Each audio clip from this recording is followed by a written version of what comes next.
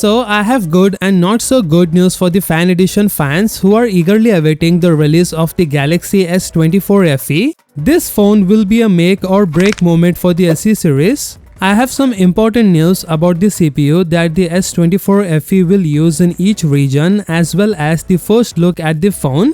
For the Galaxy S24 FE to really take off, it all comes down to the CPU that Samsung will use and where they decide to release the Exynos and Snapdragon variants. And guess what, some regions are getting the Exynos chipset as confirmed in a recent leak about the Galaxy S24 FE. The Samsung Galaxy S24 FE just appeared on Geekbench with the model number, indicating it's a global version likely for Europe and India. The listing shows it will feature an Exynos 2400 processor. This suggests that the Exynos 2400 processor is likely to be used, as previous rumors have indicated that Samsung will use its own chipset for Europe and Qualcomm Snapdragon for US, similar to the Galaxy S23 FE.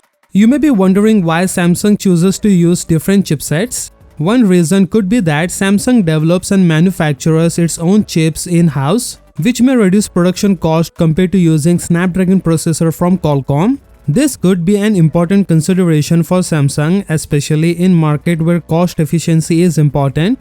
Moving on, for those who don't know, so we have finally got the first look of the Galaxy S24 FE, and it seems like Samsung has addressed a major issue from the previous model. Last year's S23 FE left many of us disappointed due to the notable large bezels around the display. But it looks like Samsung has listened to feedback and made some improvement this time around.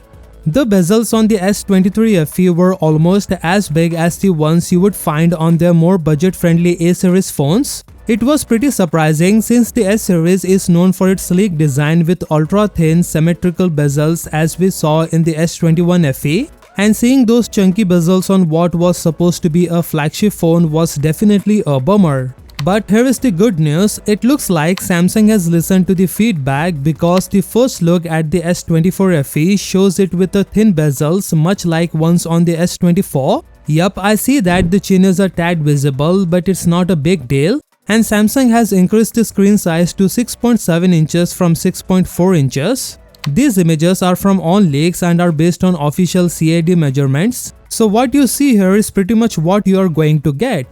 You might be thinking what makes the S24 FE different from the S24 and why does Samsung even release this model? Well, I have got a comparison to clear that up. The S24, S24 Plus and S24 FE all shares the same chipset and very similar camera setup.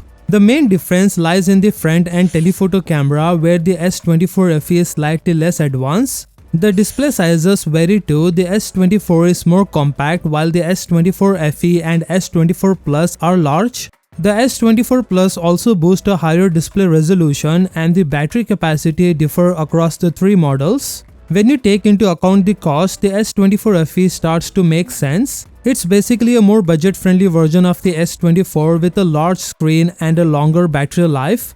The S23 FE originally started at $600, but with the price increase we have seen in the S series this year, I would guess the S24 FE will likely start around $650 to $700. As for the release date, according to the Galaxy Club, Samsung is aiming to launch the phone in late 2024, probably in the last few weeks of the year, just like they did with the S23 FE.